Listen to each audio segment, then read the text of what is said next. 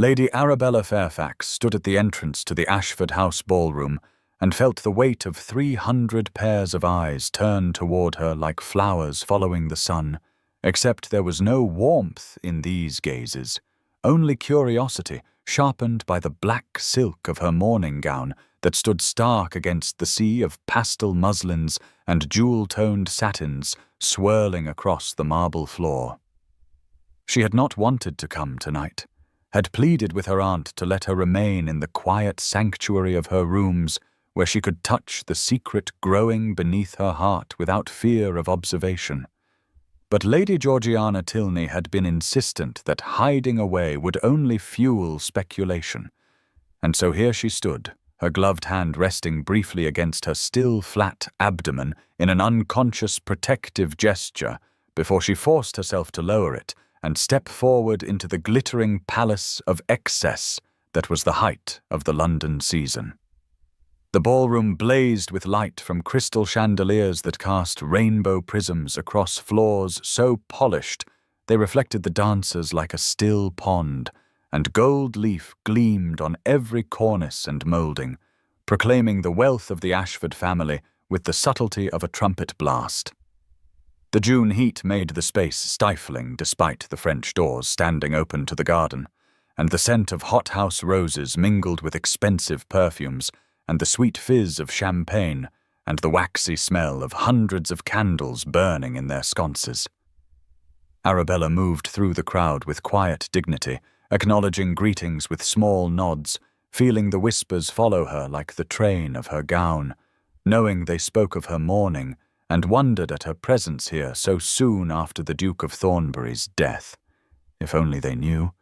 If only they could imagine that she was not merely mourning a distant acquaintance, but grieving her husband, the man she had married in secret 3 months ago when his health was failing and his family would have opposed the match, the man who had given her 3 months of unexpected joy before death claimed him 2 weeks past. She touched her abdomen again, unable to help herself, thinking of the child she had only just discovered she carried, the legitimate heir to the Thornbury dukedom, the son or daughter who would never know their father, but who would bear his name and title if Arabella could find the courage to reveal the truth of their marriage. Edmund had made her promise to wait until after the funeral, had wanted to spare his family the shock of discovering his marriage at the same moment they learned of his death, had thought he was protecting her by giving her time to prepare, but she had honored his wishes, and now she stood here in black silk while society whispered and wondered, and had no idea that she was the Duchess of Thornbury. Across the ballroom, near the refreshment table where champagne flowed like water and servants moved with practiced efficiency, Sebastian Wentworth stood with a glass, clenched in his hand, and watched the woman in black move through the crowd with a grace that made his jaw tighten and his fingers grip the delicate crystal until he feared it might shatter. He had his father's dark hair and grey eyes, the strong Wentworth features that proclaimed his bloodline as clearly as any coat of arms, but he had none of the legitimacy that should have come with that face, none of the title or recognition or place in society that his younger half-brother Henry would inherit simply because his mother had worn a wedding ring. Sebastian had returned to London only 3 days ago after spending the last year managing the northern estates that would never be his, had come for his father's funeral and stayed because he could not bear to return to Northumberland, where every field and tenant and profitable decision he made only reminded him that he was good enough to manage a dukedom, but not to inherit one.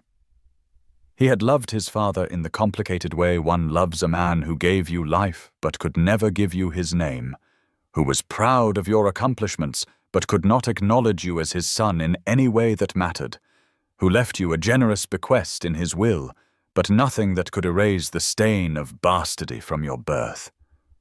And now, watching this woman glide across the ballroom in her expensive mourning clothes, Sebastian felt rage build in his chest like steam in a kettle because he knew who she was, had made inquiries after seeing her name in his father's private papers, had learned that she had visited the London townhouse multiple times in the months before Edmund died, and he knew exactly what that meant.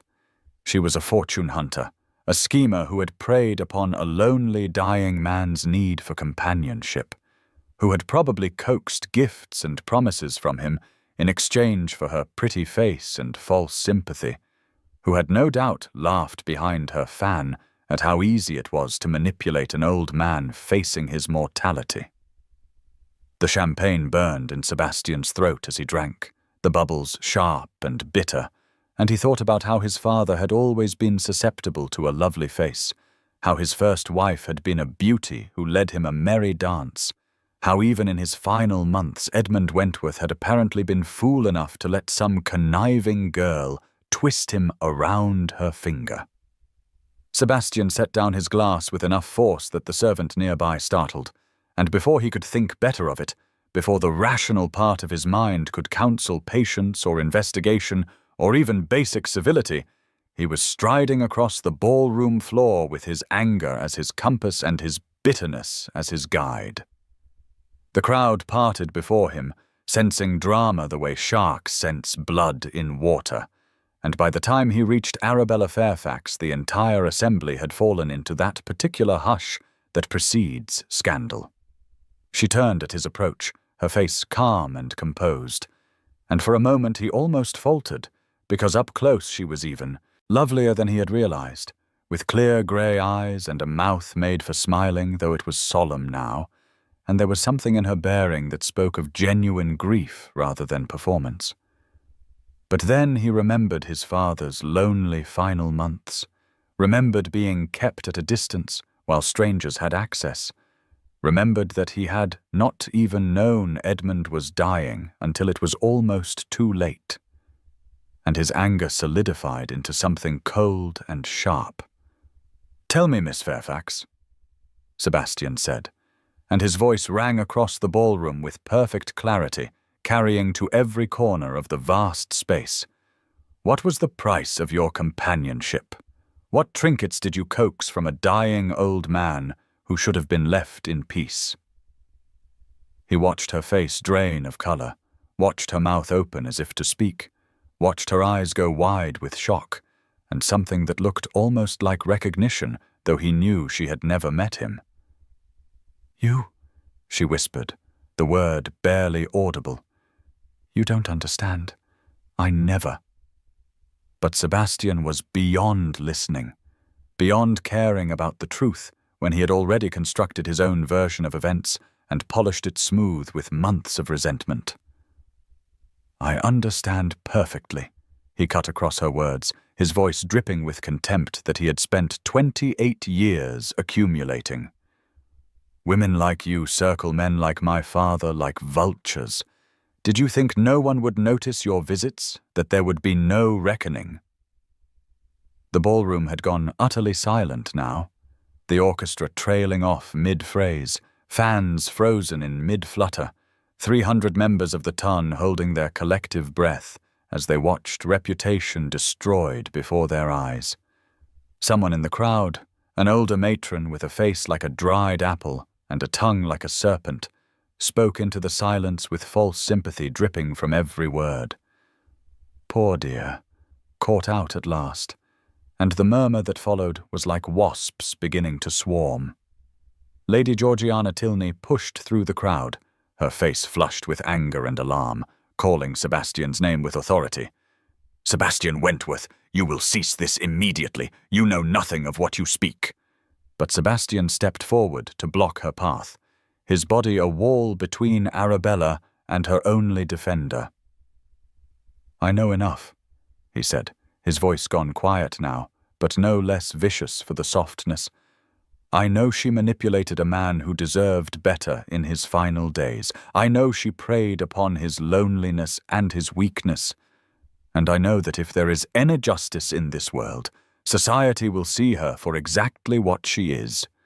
Arabella stood frozen, one hand pressed to her throat where her pulse hammered like a trapped bird, the other unconsciously moving to her abdomen where Edmund's child rested safe and unknowing, and she could not speak, could not defend herself, could not find words to explain that she had been Edmund's wife, not his mistress, that she had loved him truly despite their age difference, that she carried the legitimate heir to Thornbury, and this man, this stranger who wore Edmund's face, was destroying any chance she might have had to prove it. The bright, glittering ballroom had transformed into a colosseum. The beautiful people in their expensive clothes had become an audience hungry for blood sport, and she was the sacrifice offered up to their entertainment, and all around her the whispers grew like thorns, wrapping around her reputation and her future and her child's inheritance. And she knew with terrible certainty that no matter what truth she spoke now, no matter what proof she might someday present, this moment would follow her forever. This accusation would stain everything she touched. And the man responsible stood before her with righteous anger blazing in eyes the exact shade of Edmund's, and she hated him with a depth of feeling that terrified her, even as her knees threatened to buckle and darkness crept at the edges of her vision. And somewhere very far away, she heard her aunt calling her name. Arabella fled the Ashford ballroom with what remained of her dignity wrapped around her like armor that had already been pierced through, her aunt's strong arm around her waist, the only thing keeping her upright as they pushed through the avid crowd that parted with exaggerated sympathy, while eyes gleamed with the satisfaction of witnessing a spectacular fall from grace. And she made it to the carriage before the first sob tore from her throat, a sound so raw and broken that Lady Georgiana Tilney pulled her niece against her shoulder and held her while she shattered into pieces. The carriage lurched into motion, carrying them away from the golden windows and music and malicious whispers, and Arabella wept with the abandon of someone who has lost everything, her careful composure crumbling like sand castles before the tide. And between gasping breaths she pressed both hands to her abdomen, where Edmund's child rested safe and unknowing. And she thought that this tiny life would pay the price for her destroyed reputation, would be called bastard when it was legitimate, would be denied its birthright because she could not prove the truth without being called a liar and a schemer. Lady Georgiana made the decision without consulting her niece, directing the driver to her own Mayfair townhouse rather than the Fairfax estate, where Arabella's stepmother, Lady Henrietta, resided. That cold woman who had never shown Arabella anything but disdain, and would surely turn her away now that scandal had painted her in such ugly colours. And when they arrived, Georgiana helped her niece from the carriage, and up the steps and into a borrowed bedchamber decorated in soft blues and creams, that should have been peaceful but felt instead like a tomb when Arabella drew the curtains against the afternoon sun and collapsed onto the bed, still wearing her black silk gown that now felt like a shroud. 3 days passed in a fog of grief and shock, 3 days during which Arabella lay in the darkened room with one hand always resting on her still flat abdomen, a talisman against the cruelty of the world outside, and she could not eat the food her aunt brought, could not summon the strength to change from her nightdress, or brush her hair, or do anything but lie there and relive the moment when Sebastian Wentworth had destroyed her in front of everyone who mattered in London society. Lady Georgiana sat vigil beside the bed, speaking gentle encouragement that Arabella could not truly hear through the roaring in her ears, bringing tea that grew cold untouched and toast that hardened on the plate, and she watched her niece with growing alarm because this was more than simple mortification. This was the kind of despair that could break a person completely if left unchecked. On the morning of the 4th day, Arabella finally spoke, her voice hollow as an empty well. "My child will be called a bastard because of what he did. The legitimate heir to a dukedom labelled a bastard because I cannot prove the truth." And the words hung in the air like a confession and a curse combined. Lady Georgiana leaned forward, her capable hands taking Arabella's cold fingers in a firm grip, and said, "Tell me everything, child. Tell me the whole truth and leave nothing out." And so Arabella did, the story spilling from her lips in a torrent that had been dammed up for too long.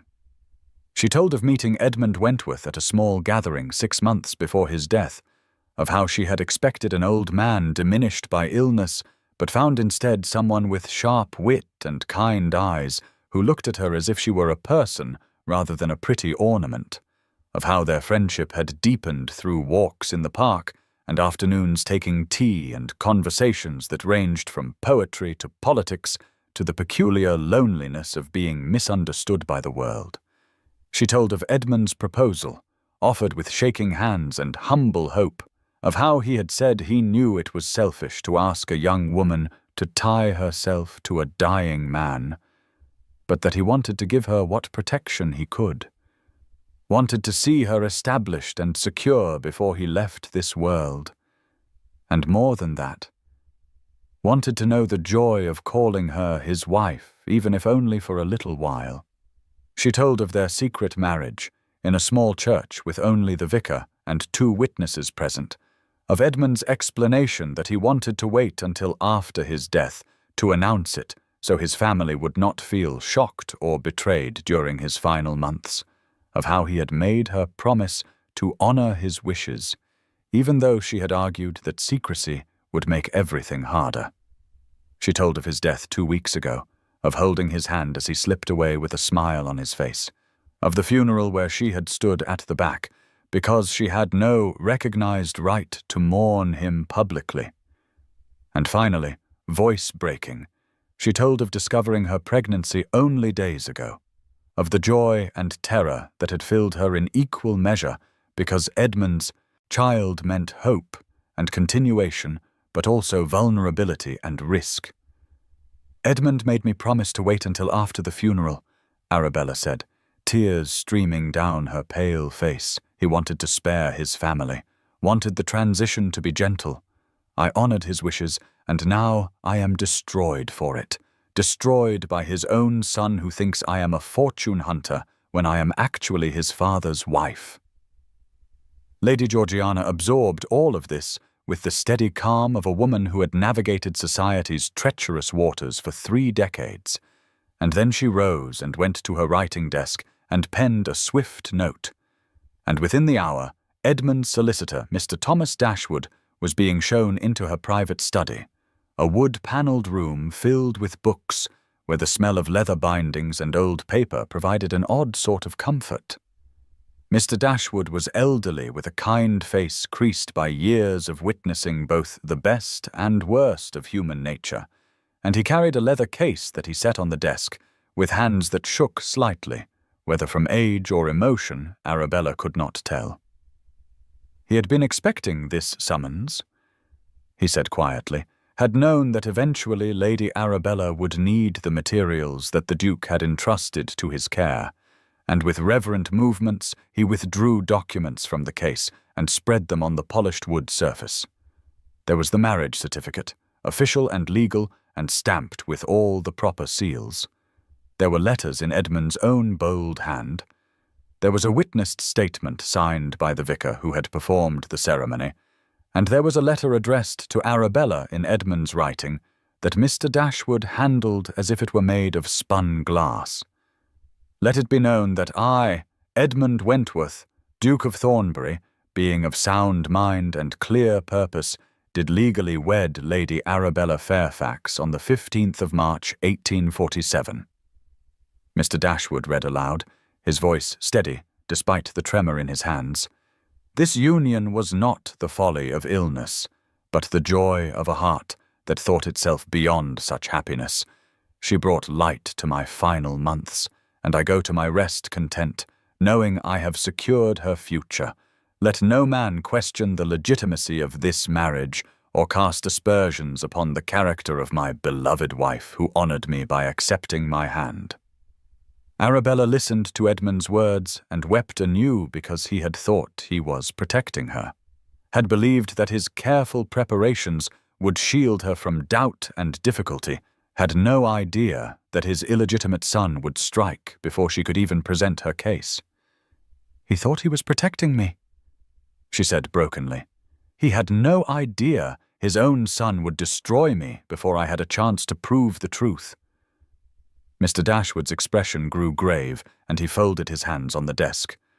"I must tell you something that will distress you further, Your Grace," and he used her title deliberately, as if to remind her of what she had every legal right to claim.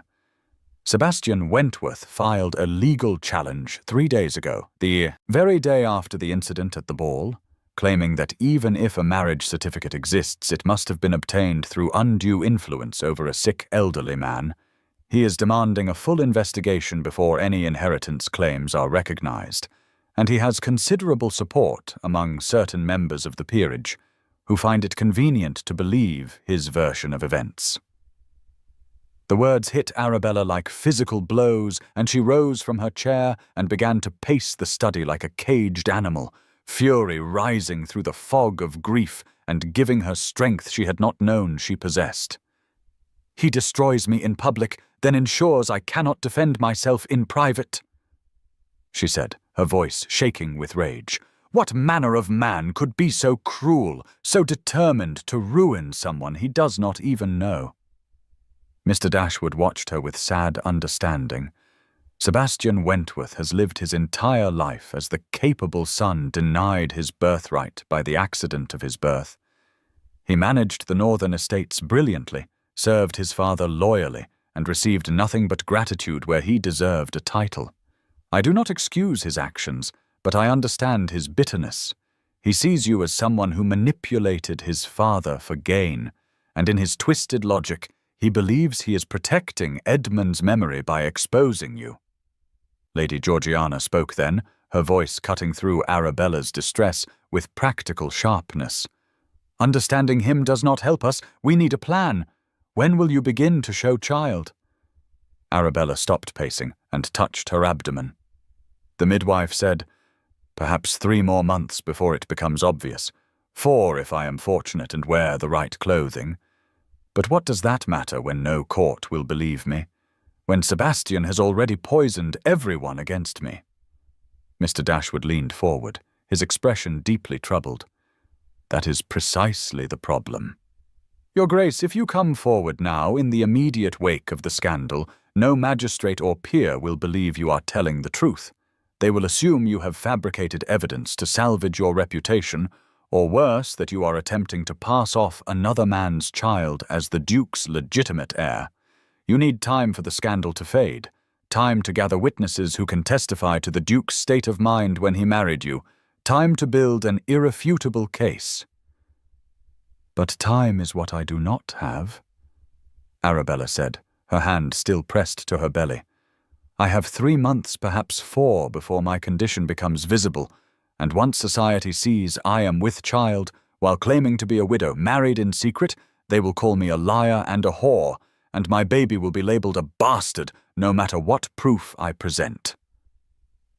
The room fell silent, except for the sound of rain beginning to streak the windows, London's summer weather as changeable as fortune, and the 3 of them sat in that wood-panelled sanctuary, surrounded by books and documents and impossible choices, and the atmosphere was heavy with loss and fear and the oppressive weight of limited options.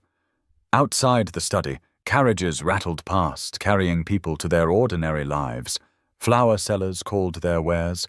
The city moved on in its relentless rhythm. But inside this room, Arabella's world had contracted to a single terrible question, with no good answer. How could she prove her marriage and protect her child when the man who should have been her ally had instead become her destroyer? When time was both her enemy and her only hope?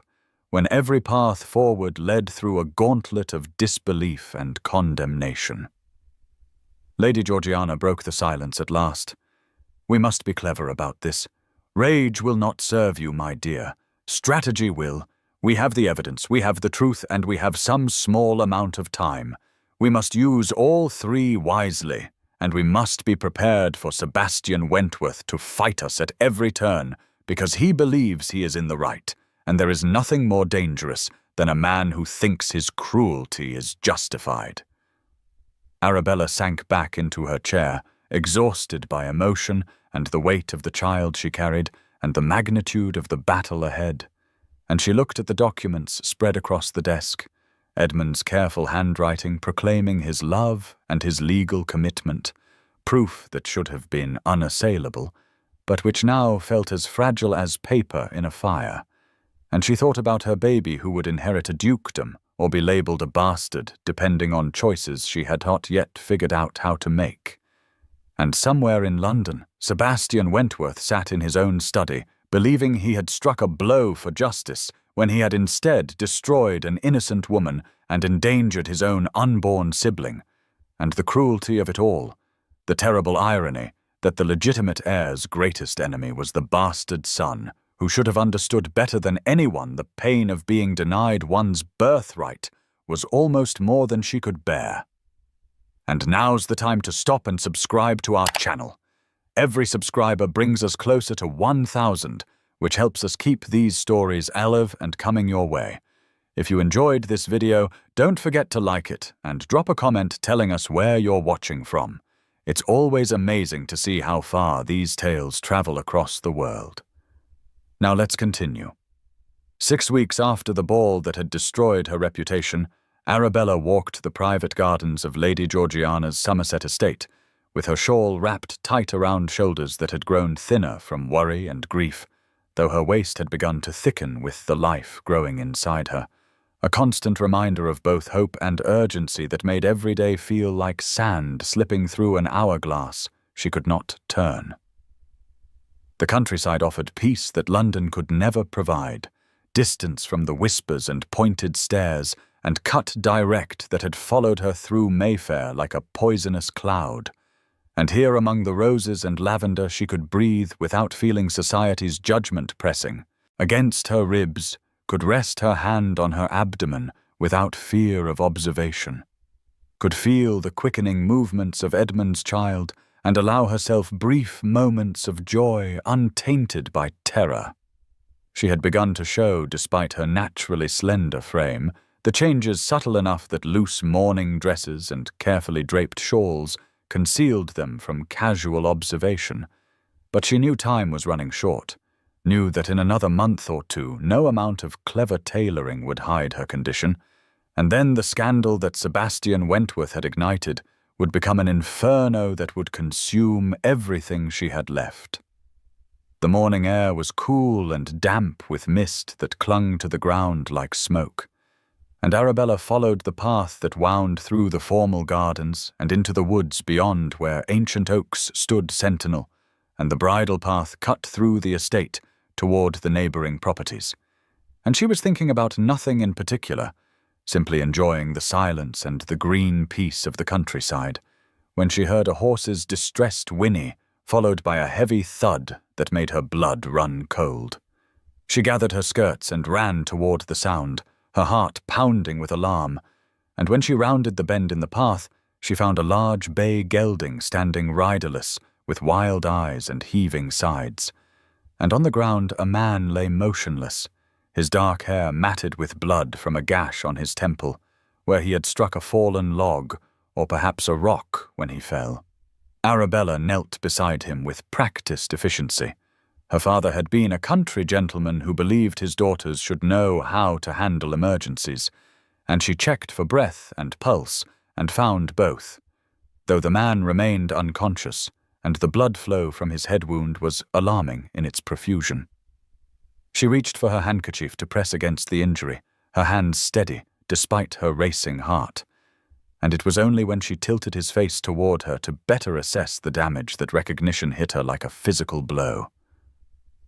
Sebastian Wentworth, the man who had destroyed her reputation and challenged her marriage and ensured she could not claim her rightful place as Edmund's widow, lay helpless before her, vulnerable and bleeding and completely at her mercy.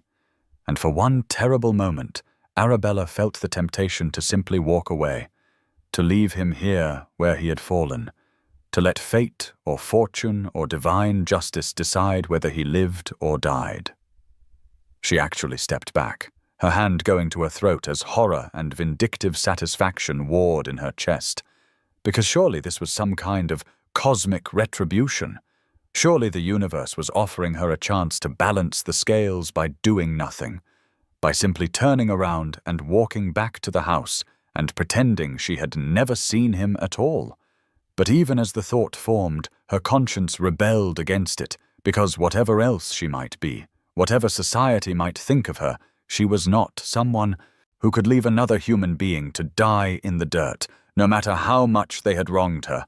And with a sound that was half sob and half curse, she dropped back to her knees beside Sebastian and pressed her handkerchief against his wound with shaking hands. He groaned at the pressure, his eyelids fluttering but not opening, and Arabella spoke to him in the firm voice she had heard doctors use with injured men. "Mr. Wentworth, can you hear me? You must wake up. You have been thrown from your horse and you are injured." His eyes opened slowly, unfocused and confused, grey as storm clouds and exactly like Edmund's, and he stared at her without recognition, which was hardly surprising given that he had only seen her once in the ballroom's golden light, and she now wore a simple country dress with her hair caught back in a practical bun, and no jewels or fine fabrics to mark her as anything other than a servant or companion. "Can you stand?" she asked. "We need to get you inside. There is a hunting lodge not far from here, closer than the main house. Can you walk if I help you?" Sebastian blinked at her, struggling to focus, and mumbled something about his horse, about needing to continue his journey, but Arabella cut across his protests with sharp authority. "Your horse is fine, but you are not. You have a head wound, and you need shelter and medical attention. Now put your arm around my shoulders and try to stand." Getting him upright was a struggle that left them both breathing hard, Sebastian's weight heavy against her side, and Arabella felt the strain in her back and legs, felt the small life in her belly protest the exertion, and she prayed he was too dazed to notice the slight roundness of her figure beneath her loose dress as they stumbled together along the path toward the small stone lodge that stood at the edge of the woods. He mumbled as they walked, fragments of sentences that made little sense, something about being late, about estates that needed managing, about his father who never understood, and Arabella gritted her teeth and concentrated on keeping them both upright until they reached the lodge door and she could maneuver him inside to the large bed that dominated the single room. The lodge was rustic but comfortable, used by Lady Georgiana's late husband for hunting parties, with a stone fireplace and simple furniture and supplies kept stocked for emergencies exactly like this one, and Arabella helped Sebastian onto the bed and then set about building a fire because the morning was cold and he would need warmth. And once flames were crackling, she heated water and found clean cloths and set about properly cleaning and bandaging his head wound while he drifted in and out of consciousness. That first night he was delirious with pain and confusion, mumbling words that cut Arabella to the quick even as she tended him with gentle hands. "Father never looked at me the way he looked at Henry," Sebastian said, his eyes closed and his face pale. Against the pillow, legitimate son, always the legitimate son. I was good enough to manage his lands, but not to bear his name, not good enough to be acknowledged as his heir. Arabella wrung out the cloth she was using to cool his fever, and whispered to herself, "And so you wounded another person, denied their rightful place. We are not so different, you and I." But he did not hear her, lost in his own pain and memories. Rain began to fall as darkness came, first a patter and then a deluge that lashed the windows and turned the world outside into a grey blur. And Arabella realized with sinking heart that she was trapped here, the storm too violent to risk the walk back to the main house, the roads that Sebastian had been traveling already turning to mud that would be impassable by morning. She settled into the chair by the fire and watched the man who had destroyed her reputation sleep fitfully on the bed. And she wondered what cruel twist of fate had brought them together like this. Hunter and prey reversed, victim tending victimizer, the whole natural order turned on its head. The second day, Sebastian was more lucid, though still weak, and he accepted the broth she brought him and allowed her to change his bandages without protest. And when he asked who she was, Arabella told him simply that she was Miss Fairfax, companion to Lady Georgiana, which was true enough, even if it omitted certain crucial details, like the fact that she was actually the Duchess of Thornbury, and he had publicly accused her of being a scheming fortune hunter. The storm continued outside, rain drumming on the roof and wind howling through the trees, and the enforced intimacy of the small space made conversation inevitable. Sebastian spoke more freely than he would have if he knew who she was, his guard down in his weakened state, and Arabella listened despite herself as he revealed the architecture of his pain. "My father had visitors in his last months," he said, staring at the ceiling. "A young woman. Everyone assumed. I assumed the worst. I should have asked him. I should have trusted him. But I was angry. I am always angry." Arabella kept her voice carefully neutral as she asked, "Perhaps your anger blinds you to truth." Sebastian turned his head to look at her, his grey eyes sharp despite his injury. Perhaps truth is whatever leaves the least pain behind, which is why people choose the version that confirms what they already believe. I believed my father was being manipulated because it was easier than believing he might have found happiness that did not include me. The words hung in the air between them, honest and raw, and Arabella felt her certainty waver because this was not the voice of a cruel man, but a wounded one. Not a villain, but a victim of circumstances beyond his control, and she found herself sympathizing despite the rage she had nursed for 6 weeks. The third day dawned clear, the storm having blown itself out during the night, and pale sunlight streamed through, the windows illuminating dust motes that danced in the golden beams, and Sebastian woke with clearer eyes and a steadier focus, and Arabella knew the moment of reckoning had arrived before he even turned his head to look at her properly. She watched his eyes travel over her face, watched them narrow as familiarity tickled at the edges of his memory, watched them widen as full recognition crashed over him like a wave. "You," he said, sitting up so quickly he swayed with dizziness. "You are her, the woman from the ball, the woman I—" And he trailed off, horror dawning in his expression as the full implications settled into place. Arabella stood and moved toward the door, her chin lifted in defiance even as her hands trembled. "Yes, after what you did to me, I suggest you remember this moment, Mr. Wentworth, the next time you decide to destroy someone based on assumptions." Sebastian pushed himself to his feet, swaying dangerously, one hand pressed to his bandaged head. "Wait, please, let me— I need to understand. Were you my father's mistress?" The question was asked with less venom than she expected, confusion and dawning shame replacing the righteous anger she remembered from the ballroom, but it still cut deep, and Arabella's voice broke with suppressed rage and grief as she answered, "I was your father's wife." The words fell into the sunlit room like stones into still water, creating ripples that spread and spread, and Sebastian stared at her with his mouth open and his face draining of what little color the last 3 days had restored, and she could see him working through the implications, could watch understanding and horror and terrible regret chase each other across his features. The silence stretched between them, heavy with revelation, and through the windows morning light poured in as if illuminating truth at last, and somewhere outside a bird began to sing oblivious to the human drama unfolding in the hunting lodge, and Arabella stood with her back to the door, and her hand unconsciously resting on the slight swell of her abdomen where Sebastian's legitimate sibling grew, the heir he had tried to deny before it was even born, and she waited to see what he would do with this knowledge that changed everything. Sebastian returned to London from Somerset in a state of turmoil that made the journey pass in a blur of rain-streaked countryside and churning thoughts, because the revelation that Arabella Fairfax was not his father's mistress, but his father's wife, had shattered every assumption he had built his righteous anger upon and left him staring into an abyss of his own making, where the monster was not some scheming fortune hunter, but himself.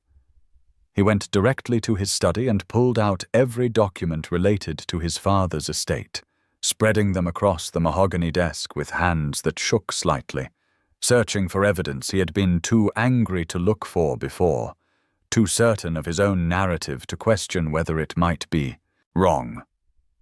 The marriage certificate existed in the solicitor's files, legal and properly witnessed, dated 3 months before Edmund's death, when his father had still been lucid and capable despite his failing body, and Sebastian stared at the signatures and seals and felt sick, because this was not some deathbed coercion.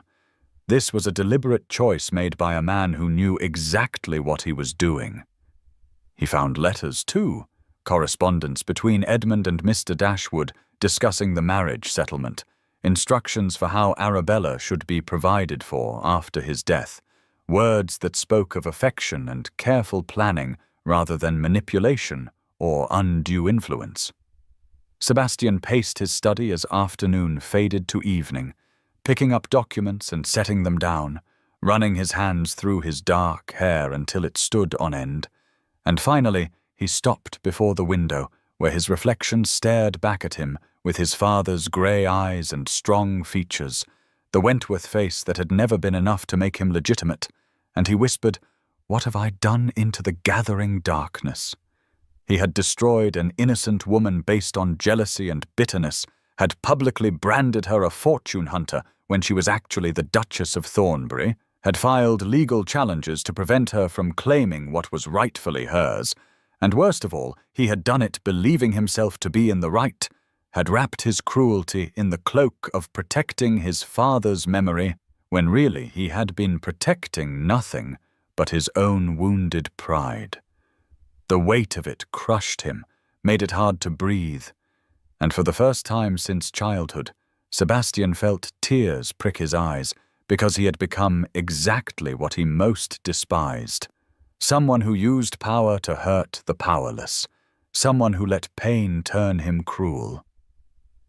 3 days into his investigation, a letter arrived from a society matron he barely knew, the kind of malicious gossip wrapped in false concern that made London's drawing rooms so poisonous, and she wrote to inform him that Lady Henrietta Fairfax had been spreading the most interesting rumours about her stepdaughter, claiming that Arabella must be with child from some illicit affair, and that was why she had fled to the country, that the girl was probably trying to find some way to pass off a bastard as legitimate, and decent people should be warned. Sebastian read the letter twice, his stomach turning to ice, because if Arabella was pregnant, then the child would be his father's legitimate heir, would be his own half-sibling, would be the true Duke or Duchess of Thornbury, and not Henry, who had been preparing to assume the title.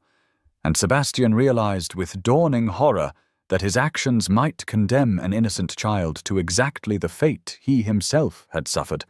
Bastard, in fact, if not in name, denied their birthright, growing up knowing they were not quite good enough. The thought was unbearable, intolerable, and Sebastian made his decision in that moment, standing in his study with the vicious letter still in his hand. He would fix this. He would make it right.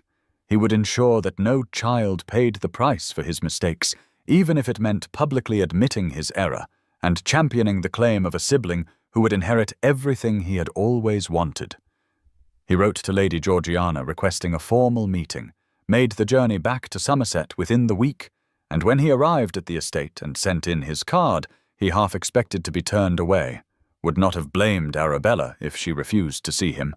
But after a long wait, a footman returned and showed him to the drawing room where autumn sunlight poured through tall windows overlooking gardens where leaves had turned to gold and amber. Lady Georgiana was there, regal and watchful in a chair upholstered in cream silk, and after a moment Arabella entered, wearing a loose morning gown in soft blue that could not hide the swell of her pregnancy, now that Sebastian knew to look for it, and his eyes dropped to her abdomen and his face drained of color because the evidence of his father's child was unmistakable and the reality of what he had almost destroyed hit him like a physical blow. "Is it?" he asked, his voice hoarse and barely above a whisper, but he could not finish the question. Arabella lifted her chin with the dignity he had seen in the hunting lodge, the same quiet strength that had made her tend his wounds when she had every right to leave him bleeding in the dirt. "And she said your father's child, the legitimate heir to Thornbury, yes."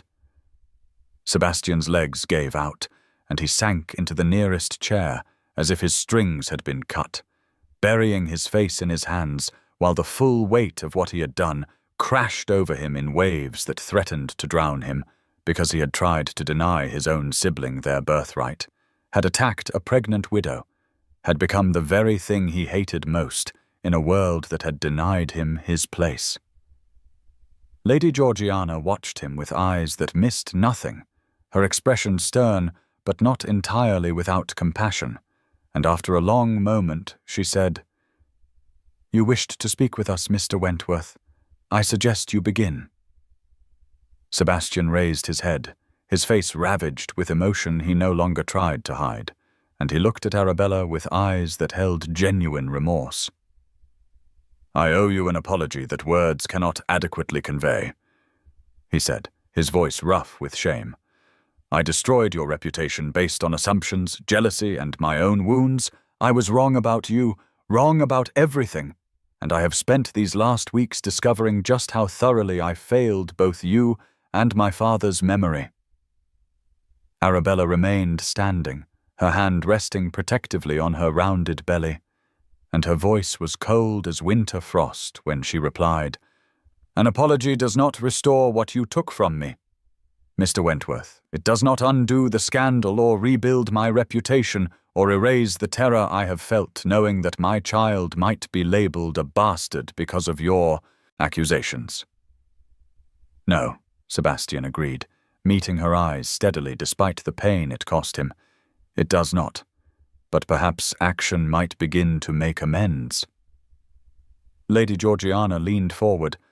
"What manner of action do you propose?"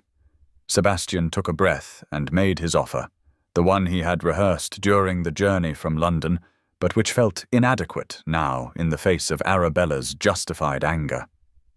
"I will publicly acknowledge my error. I will testify to the marriage's legitimacy.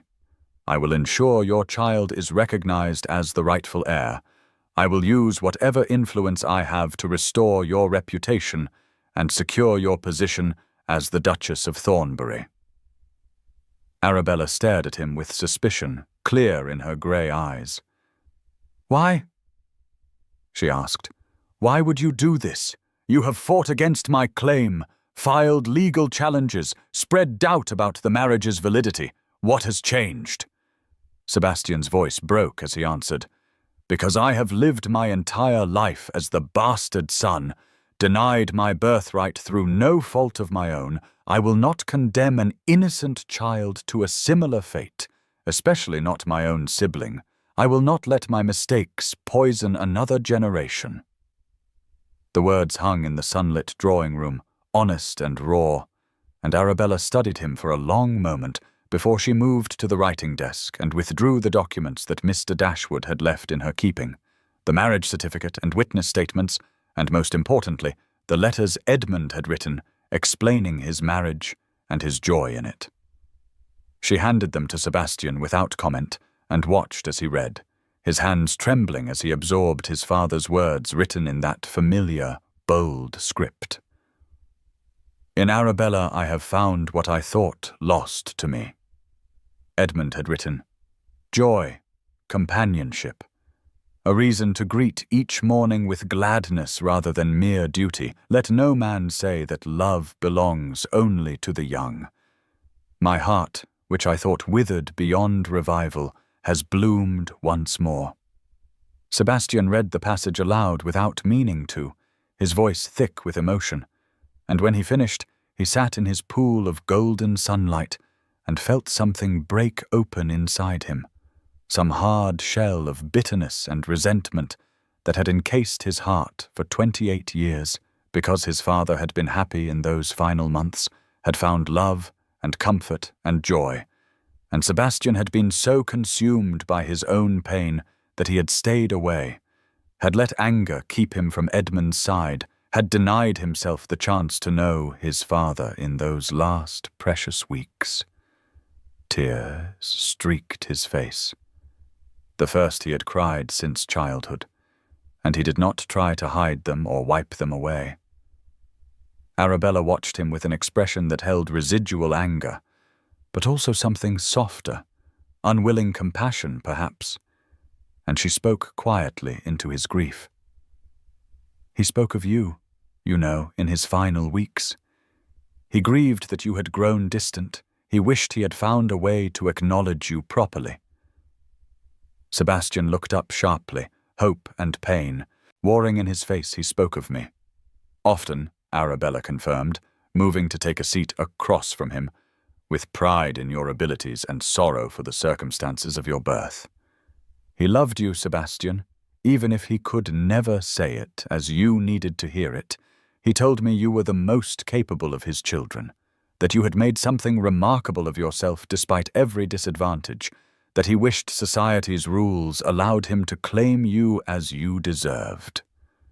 The words were a gift Sebastian had never expected to receive, validation from beyond the grave, and fresh tears spilled down his cheeks as he absorbed them, as he let himself feel the grief he had never properly allowed himself for a father who had loved him imperfectly but truly. Outside the drawing-room windows, rain began to fall softly, pattering against the glass like quiet tears, and the autumn light shifted and changed. And in that moment of shared sorrow, something shifted between Sebastian and Arabella, some small crack appearing in the wall of justified anger she had built around her heart. Lady Georgiana rose and moved to pour brandy from the decanter on the sideboard, pressing a glass into Sebastian's hand with unexpected gentleness, and then she returned to her chair and said, "We must be practical about this. Mr. Wentworth's offer of help is generous, but we need to know it is genuine and sustained, not a momentary impulse born of shock and guilt." Sebastian drained the brandy and set the glass aside, his hands steadier now. "I understand your caution. I have given you every reason to doubt me. But I swear to you both on my father's memory that I will do everything in my power to ensure Arabella is recognized as the Duchess of Thornbury and her child as the rightful heir. I will retract my legal challenges. I will speak to anyone who will listen.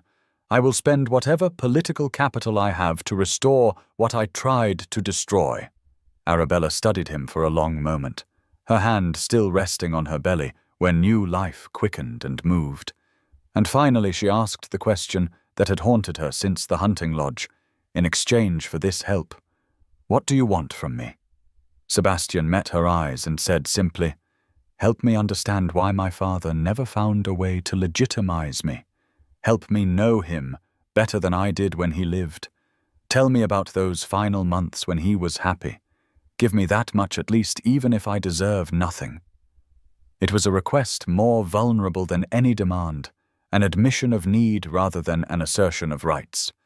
And Arabella found herself nodding before she had consciously decided to agree, because she had 3 months of memories with Edmund that no one else possessed, stories and conversations and quiet moments that Sebastian had denied himself through his own stubborn pride, and perhaps sharing them was a small price to pay for the help she desperately needed to secure her child's future. The alliance was formed then in that drawing room with autumn rain falling and golden light fading to twilight, an uneasy partnership between the woman Sebastian had wronged and the man who was trying to become better than he had been. And though trust was still fragile, as new ice and forgiveness had not yet been spoken, it was a beginning, a first small step toward something neither of them could yet name, but both of them needed more than they would have admitted. Sebastian returned to London with the single-minded determination of a man trying to atone for sins that haunted his sleep and poisoned his waking hours, and he began a calculated campaign to restore Arabella's reputation with the same ruthless efficiency he had once applied to managing his father's northern estates, calling on every influential family he knew and using his charm and the Wentworth name to open doors that would normally have closed against scandal.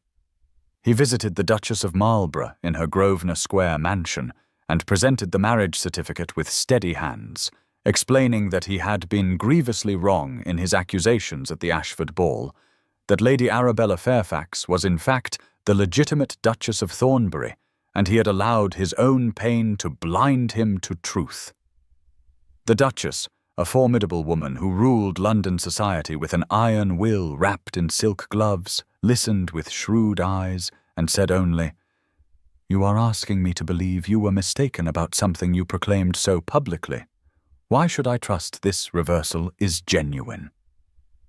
Sebastian met her gaze without flinching and replied, "Because I allowed my own pain to blind me to truth, Lady Arabella Fairfax, the Duchess of Thornbury, is a woman of unimpeachable character, and my father chose well in his final year. I was wrong, and I am spending every moment since that realization trying to make it right." He made similar calls throughout Mayfair and Belgravia, to countesses and viscounts and society matrons whose opinions shaped the ton's collective judgment, and with each conversation he felt the weight of his error more heavily, but also saw small shifts in perception, doors opening where they had been closed, curiosity replacing condemnation. The most crucial step came when he arranged an interview with the London Gazette, sitting in their offices on Fleet Street, and giving a statement that he knew would be read in every drawing room in England. "I hereby publicly retract all statements made against Her Grace the Duchess of Thornbury," he told the journalist, who scribbled his words with eager efficiency. "I acted on assumption rather than fact, allowed bitterness to override judgment, and caused grievous harm to an innocent woman. History should remember my father's final year not as a time of decline, but as a season of unexpected joy when he found love and companionship that brought light to his remaining months." The article appeared 2 days later on the front page, and London society buzzed with shock and speculation, because Sebastian Wentworth admitting he was wrong was almost as scandalous as his original accusation, and suddenly everyone wanted to know more about this secret marriage and the young woman who had captured the dying Duke's heart. In Somerset, Arabella waited with growing anxiety, her hand constantly moving to her swelling belly, where Edmund's child kicked and turned with increasing vigor, a reminder of what hung in the balance and how little time remained before her condition would be impossible to hide. She received letters from Sebastian describing his progress, carefully worded updates that were professional rather than personal, and she read them multiple times, searching for meaning between the lines, while telling herself it did not matter what he felt, only what he accomplished. Lady Georgiana sat with her in the mornings, the two of them taking tea in the sunny breakfast room while autumn deepened outside and leaves drifted from the trees like golden snow, and they spoke of strategies and contingencies and what would happen if Sebastian's campaign failed to sway opinion before Arabella's pregnancy became visible. Then came the letter from Lady Henrietta that made Arabella's hands shake with a fury so intense she crushed the paper in her fist before throwing it into the fire. Her stepmother had written with venomous precision, suggesting that Arabella's retreat to the countryside was suspicious, that rumors were circulating about a pregnancy, that a convenient marriage certificate produced only after Edmund's death seemed designed to legitimize a bastard child from some illicit affair, and she wondered aloud in her spiteful prose what investigation would reveal about the child's true parentage. She seeks to destroy not just me, but an innocent child, Arabella said, her voice shaking. Her own step-grandchild. What kind of woman targets an unborn baby out of spite? Lady Georgiana took the poker and stirred the burning letter to ash. We will not let her succeed. But this does mean we must move quickly. Sebastian's social campaign has shifted opinion, but your stepmother's poison will spread if we do not counter it with irrefutable proof. A message went to London by express rider, and within 3 days Mr. Dashwood had arranged what he called a formal hearing before a panel of peers who could rule definitively on the marriage's legitimacy. 2 dukes, including the Duke of Devonshire, who had known Edmund well, an archbishop who could speak to spiritual matters, and the Lord Chancellor himself, who would ensure any ruling had the full weight of law behind it. Arabella travelled to London with Lady Georgiana, and they stayed at the Thornbury townhouse that was legally hers, though she had never set foot in it, a grand establishment in Berkeley Square, with rooms that still smelled faintly of Edmund's tobacco, and carried echoes of the man she had loved and lost. The hearing was scheduled for a crisp October morning, and Arabella dressed with painstaking care in a gown of black silk that she and Georgiana had modified specifically to conceal her pregnancy, the bodice loose and the shawl draped just so to hide the swell of her belly that was now unmistakable to anyone who looked closely. She was 6 months along, the baby active and strong, and she pressed her hand to her abdomen one last time before leaving her rooms and whispered a prayer that this child would know its birthright. The chamber in Westminster where the hearing took place was austere and intimidating, all wood panelling and high ceilings with portraits of stern-faced predecessors staring down in judgment, and the scent of old leather and beeswax filled the air thick enough to taste. The panel of peers sat elevated on a dais, looking down at those who came to testify with expressions that gave nothing away, and Arabella felt small beneath the weight of their scrutiny as she took her seat beside Mr. Dashwood and tried to keep her breathing steady.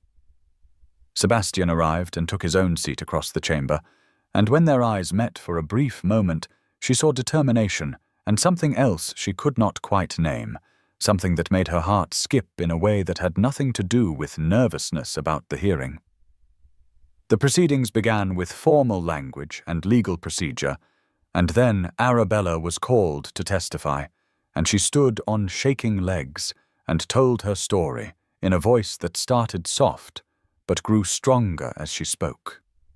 She described meeting Edmund, their friendship that deepened to affection and then to love, his proposal and her acceptance, the private marriage they had chosen to keep secret until after his death at his request to spare his family shock during his final illness. She presented the marriage certificate and the witness statements, and she spoke of Edmund's kindness and wit, and the joy they had shared in 3 months that felt both infinitely long and heartbreakingly brief. The panel asked questions, some gentle and some sharp, probing for inconsistencies or evidence of coercion, and Arabella answered each one with calm honesty, while her hand remained carefully folded in her lap to resist the urge to touch her belly. Then Sebastian was called to testify, and he stood before the panel with his shoulders back and his head high, despite the shame that colored his voice as he spoke. "I made a grievous error," he said, his words carrying clearly through the chamber. "I saw my father's happiness and interpreted it as manipulation. I witnessed kindness and called it scheming. I allowed my own bitterness about my birth to poison my judgment, and I publicly destroyed an innocent woman's reputation based on nothing more than assumption and jealousy." He presented Edmund's letters, reading passages aloud that described genuine love and careful planning, and his voice remained steady even as emotion thickened it when he read his father's words about finding unexpected joy in final months. "I was wrong about Lady Arabella," Sebastian concluded, "wrong about her character, and her motives and everything I accused her of, and I have spent these weeks trying to undo the damage I caused, though I know some wounds cannot be fully healed." The Archbishop rose to testify next, an elderly man with kind eyes who had known Edmund for 40 years, and his words carried the weight of spiritual authority and personal friendship combined. Edmund Wentworth came to me 3 months before his death, he said, his voice gentle but clear, radiant with a happiness I had not seen in him since his first wife lived. He said, "I have found love again. Your Grace and I wish to ensure it is blessed and recognized in the eyes of God and man." We spoke at length about his marriage to Lady Arabella, and I can testify without reservation that it was no deathbed fancy, but a deliberate choice made by a man of sound mind and glad heart, who wanted to spend his remaining time with someone who brought him genuine joy. Arabella felt tears prick her eyes as the Archbishop spoke. Hearing Edmund's private happiness validated publicly healed something in her that she had not realized was broken, and she blinked rapidly to keep the tears from falling, while Lady Georgiana reached over to squeeze her hand. The panel withdrew to deliberate, and the wait felt endless. Minutes stretching like hours while Arabella sat with her heart pounding and her child kicking inside her as if sensing the importance of this moment. When the panel returned, the Lord Chancellor stood, and the chamber fell silent, every person present holding their breath as he prepared to speak. This panel finds that the marriage between Edmund Wentworth, Duke of Thornbury, and Lady Arabella Fairfax was legal, legitimate, and entered into with full consent of both parties, he announced, his voice carrying the weight of final judgment. Lady Arabella is hereby recognized as the Duchess of Thornbury, and her issue shall inherit accordingly. Let no man question her honor or her position, and let it be known that any who continue to spread malicious rumors about her grace shall answer to this court. The words washed over Arabella like a benediction, and she closed her eyes, one hand moving unconsciously to her belly, where her child, the legitimate heir to Thornbury, rested safe and recognized at last, and relief flooded through her so intensely that the room spun, and she had to grip the edge of her chair to keep from fainting. Lady Georgiana steadied her with a firm hand and whispered, "You did it, child. You won!" And Arabella opened her eyes to find Sebastian watching her from across the chamber with an expression of such profound relief and something deeper that she could not quite read. The chamber emptied slowly as people offered congratulations, and Mr. Dashwood discussed next steps for formally registering her title and arranging for the baby's recognition as heir. And through it all, Arabella moved as if in a dream, exhausted by tension released and overwhelmed by the magnitude of what had just happened. Evening, she had retreated to the small garden behind the Berkeley Square townhouse, needing air and quiet and a moment to process everything, and she stood beside the fountain that trickled softly in the darkness, while roses still bloomed despite the October chill, and the full moon cast silver light over everything. She heard footsteps on the gravel path, and turned to find Sebastian approaching slowly, hesitantly, as if she might vanish if he moved too quickly, and moonlight silvered his dark hair and cast his face in planes of light and shadow. "I wanted to offer my congratulations," he said, stopping a careful distance away. "You were magnificent today, strong and dignified, and everything my father saw in you that I was too blind to recognize." "Thank you," Arabella replied, her voice soft in the garden's stillness. "For everything you did. I know it cost you to admit your error so publicly, and I know helping me means supporting a sibling who will inherit what you always wanted. I do not take that sacrifice lightly." Sebastian shook his head. "It was not sacrifice. It was obligation. The bare minimum of what I owed you after the harm I caused. But there is something else I need to tell you, and I ask only that you listen before you send me away." Arabella nodded, her heart beginning to beat faster for reasons she did not want to examine, and Sebastian took a breath as if steeling himself for battle.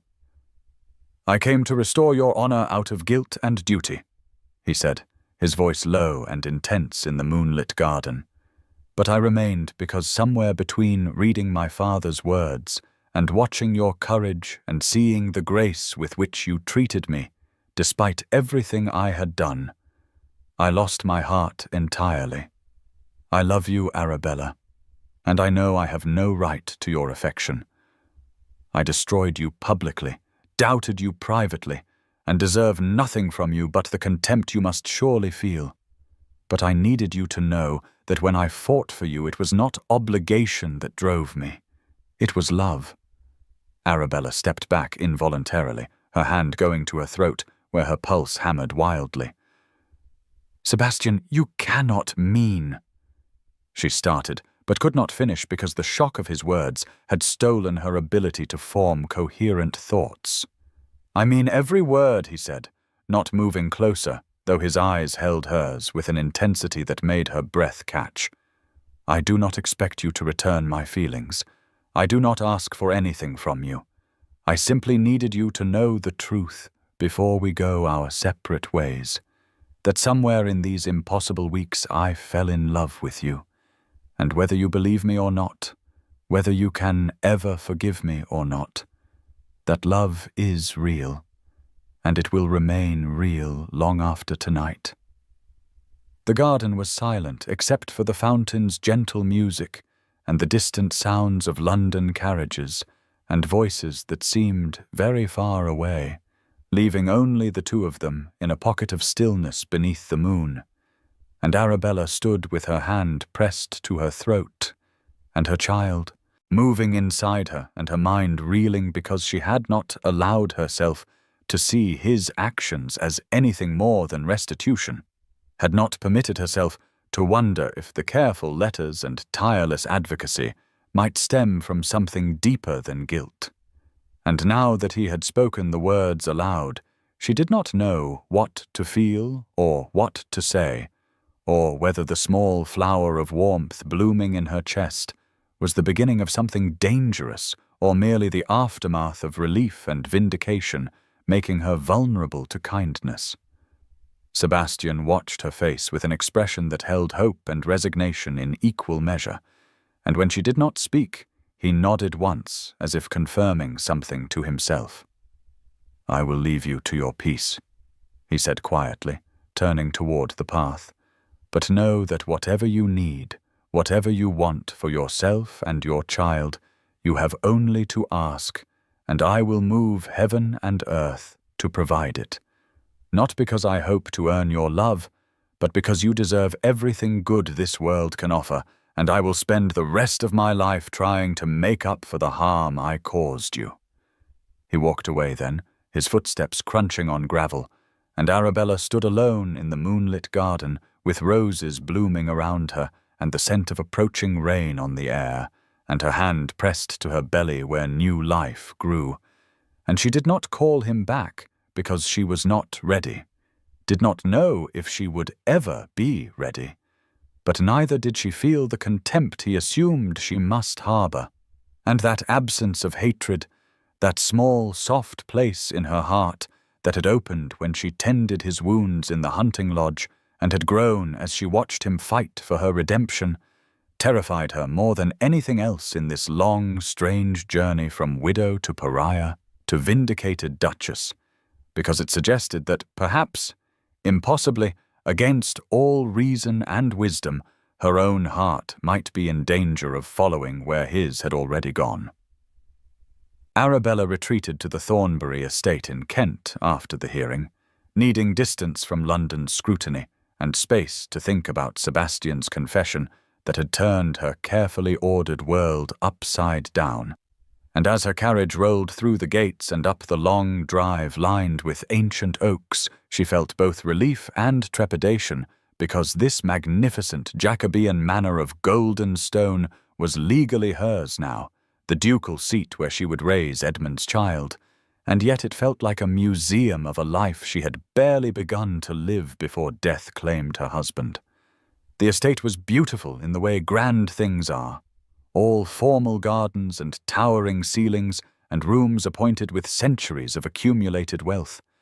But Lady Georgiana helped her make the ducal apartments feel like a home, bringing in flowers and soft throws and rearranging furniture, until the spaces felt warm rather than intimidating.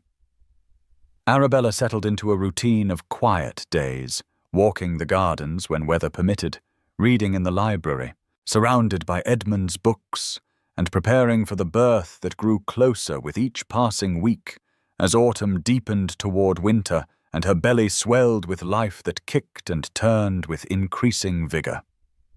The first letter from Sebastian arrived a week after her arrival in Kent, delivered by a rider who handed it to her with careful formality, and Arabella had stared at the sealed paper for a long moment before opening it, half expecting declarations or pleas or demands for response to his confession of love. Instead, she found thoughtful correspondence about the northern estates he still managed, a question about whether she had decided how to handle certain tenant disputes that required ducal authority, and a mention of a book on agricultural reform he thought might interest her, given some comments she had made during their conversations in Somerset. The letter was friendly, respectful, and made no mention whatsoever of love or feelings or that moonlit garden confession, and Arabella read it 3 times, trying to understand what game he was playing before realizing it was not a game at all, but simply Sebastian offering the friendship and support he had promised, without pressing for anything more. She wrote back about the tenant disputes, asked his opinion on estate matters she was still learning to navigate, and mentioned she would welcome the book recommendation, and thus began a weekly correspondence that became the thing Arabella looked forward to most in her increasingly isolated existence.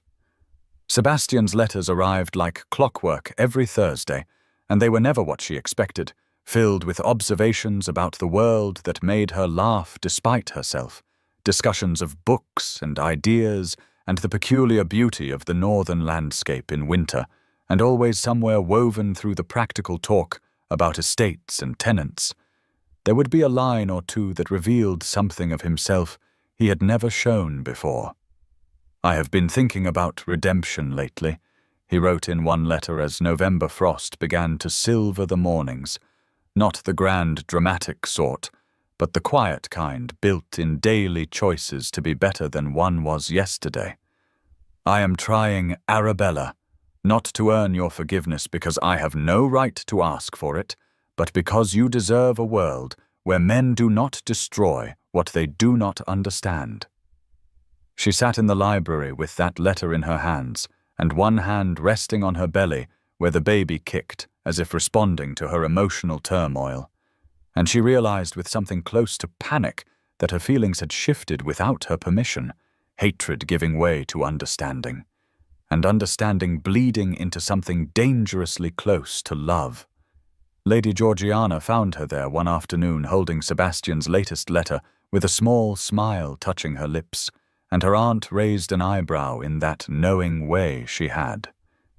"He writes of books and estate management, and the stars he observes from his northern windows."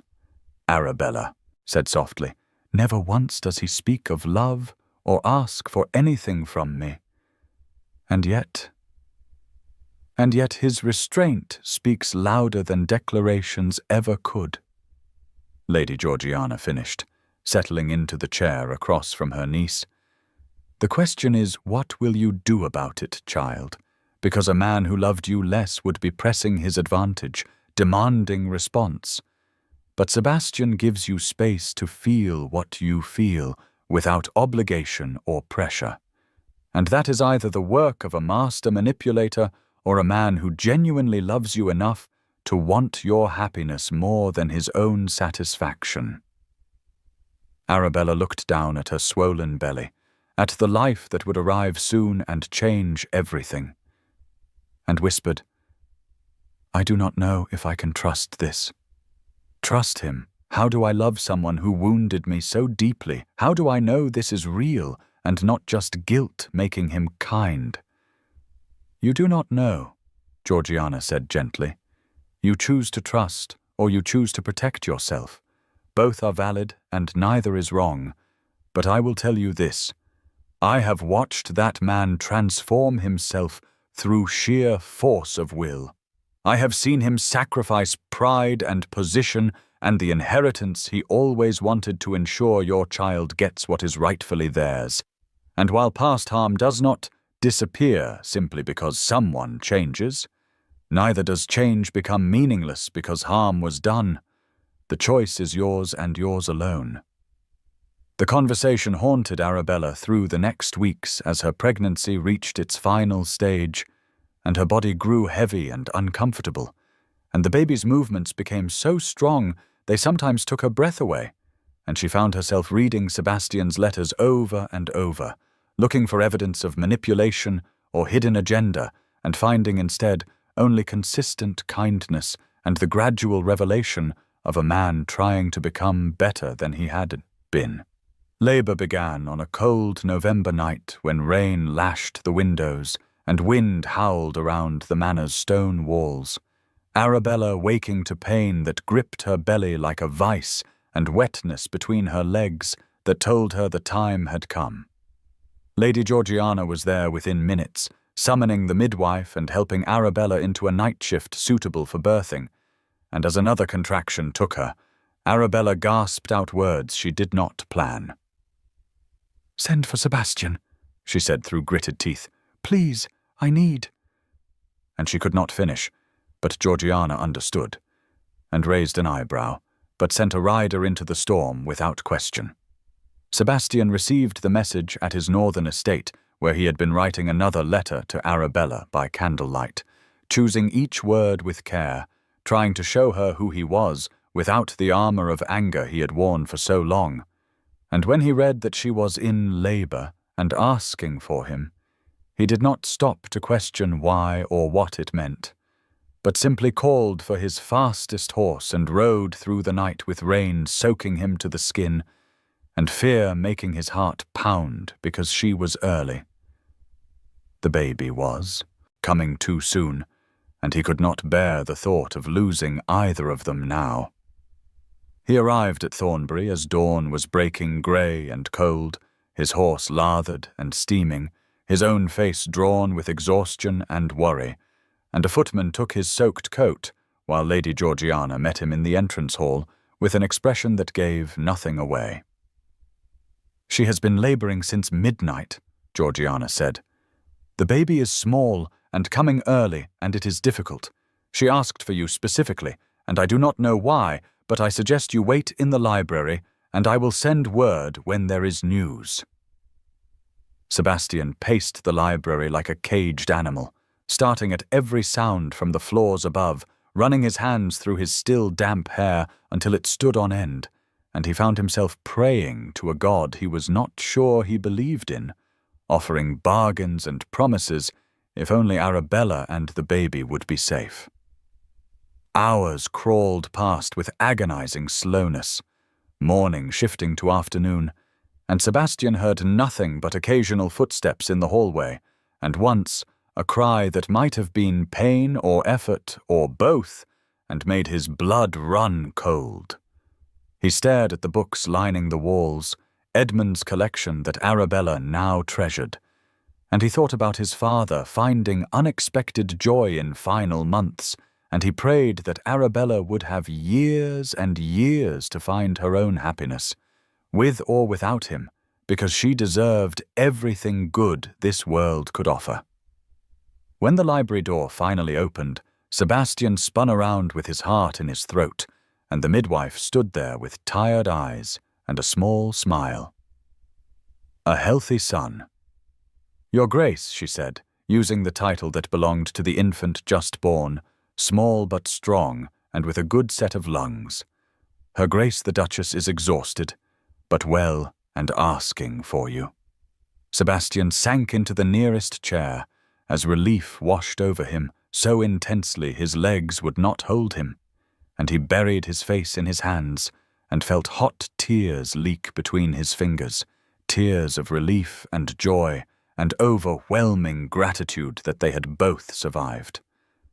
He followed the midwife up the stairs on shaking legs, and she led him to the ducal apartments, where firelight flickered warm and golden, and there on the great bed Arabella lay propped against pillows, with her hair damp and her face pale, but her eyes bright, and in her arms she held a tiny bundle wrapped in soft blankets.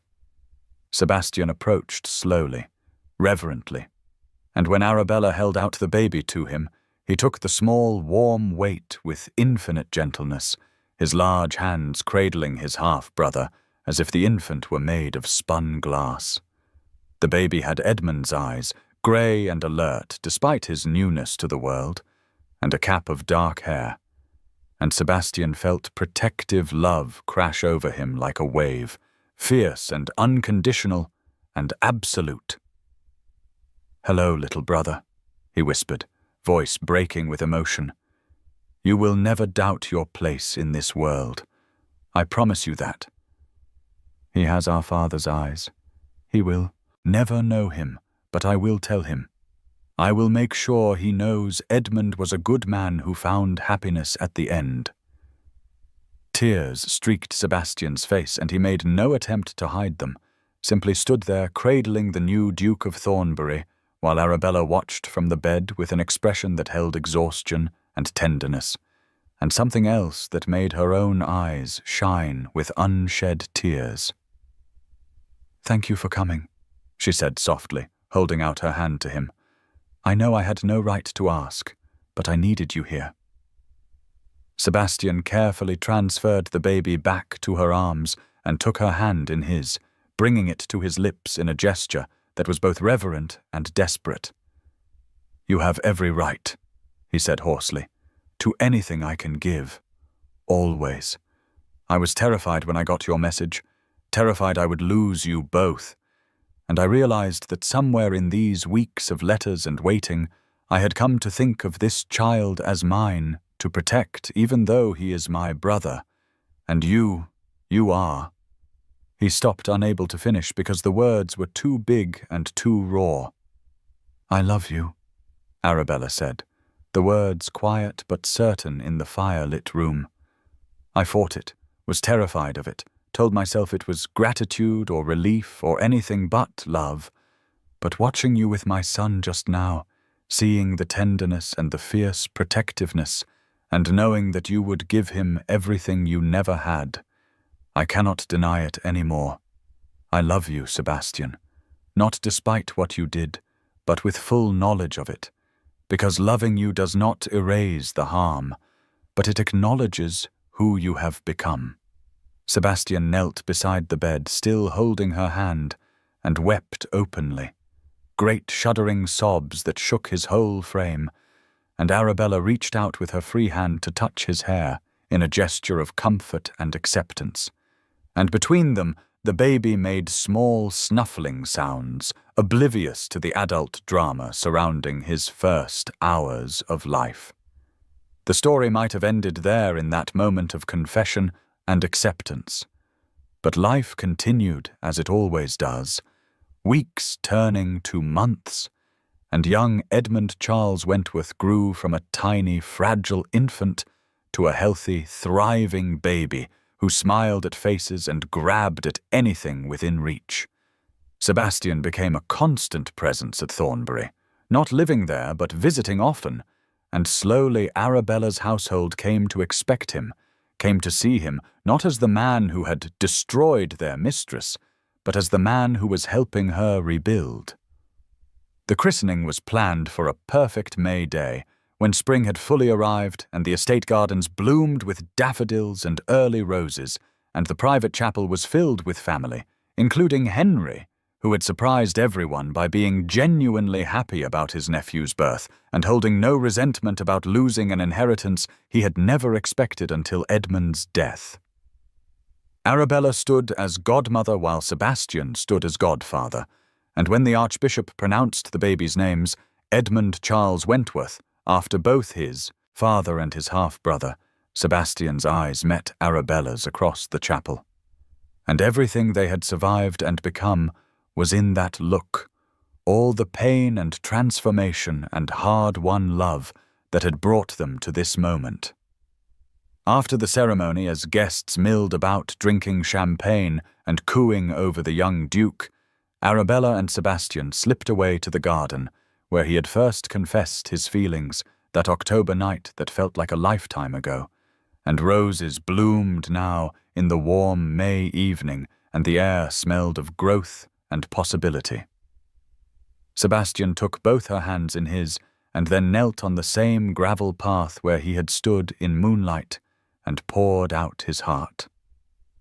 "I have been thinking about redemption," he said, echoing words from an old letter, "and forgiveness, and what it means to love someone, not despite their flaws, but with full knowledge of them.